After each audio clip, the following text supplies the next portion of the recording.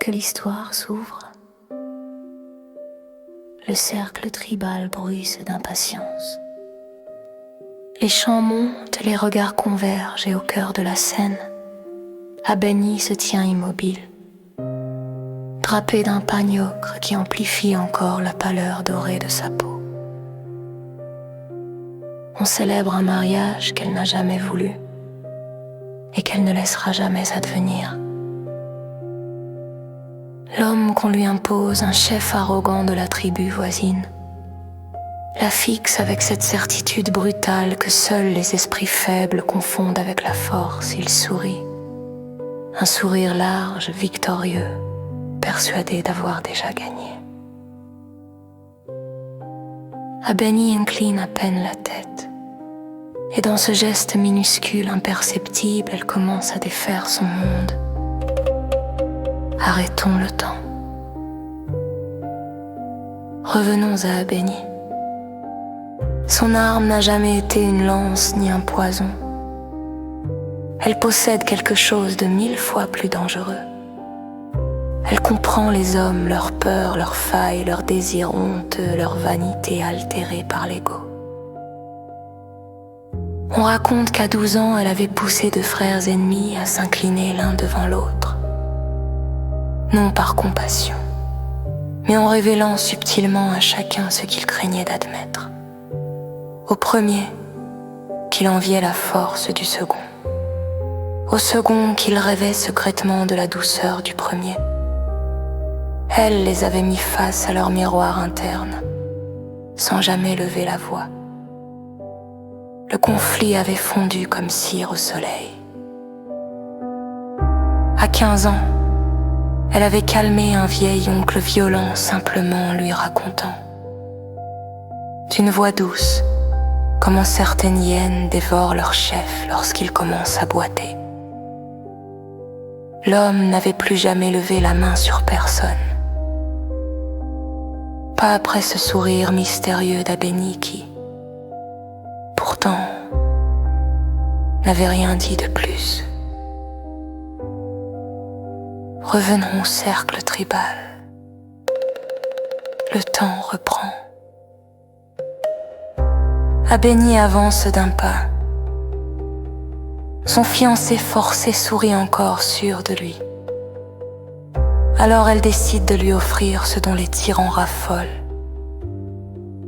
Une illusion de contrôle. Je suis honorée de t'épouser, grand chef, dit-elle d'une voix basse. Le clan retient son souffle. L'homme gonfle la poitrine.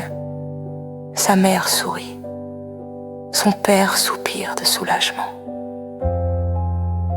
Mais ceux qui connaissent vraiment Abeni savent.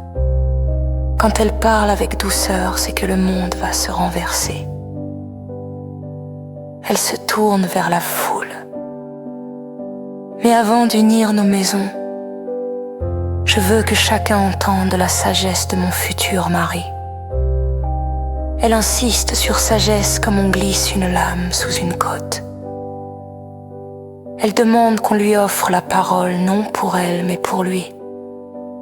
Et devant toute la tribu, elle s'agenouille, humble, soumise, parfaite. Il tombe dans le piège sans le voir, il parle. Et dès les premières phrases, il s'enfonce.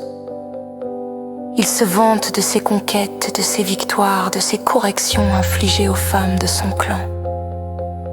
Il parle de puissance brute, de discipline, de propriété.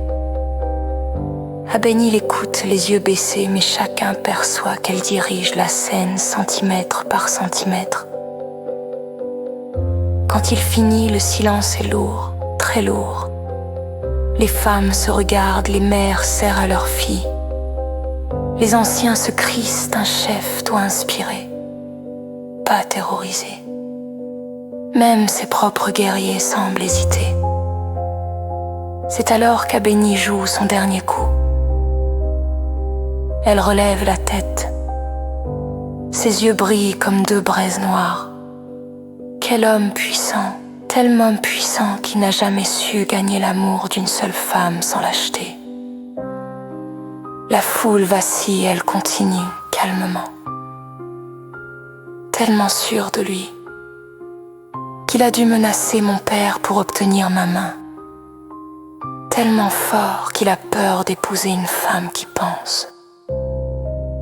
Pas un cri, pas un geste, juste une vérité, déposée avec la délicatesse d'une offrande empoisonnée. Les murmures deviennent des vagues. Son fiancé s'étouffe dans sa propre rage. Mais chaque mot qu'il crie pour se défendre le condamne davantage. Il perd contenance. Il perd autorité. Il perd son masque. Abeni l'a détruit sans le toucher.